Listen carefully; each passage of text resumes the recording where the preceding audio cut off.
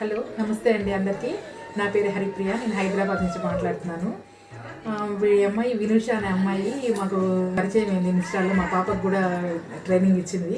ఆ అమ్మాయిని మా ఇంటి ఫంక్షన్కి మెహందీ దీనికి పిలవడం జరిగింది. ఆ అమ్మాయి చాలా ఫ్రెండ్లీ నేచర్గా ఉంది. తెలుగు హెన్నా స్టూడియో దీని పేరు. చాలా పేషెన్సీతో ఇంతమందికి మాకందరికి మెహందీలు పెట్టింది.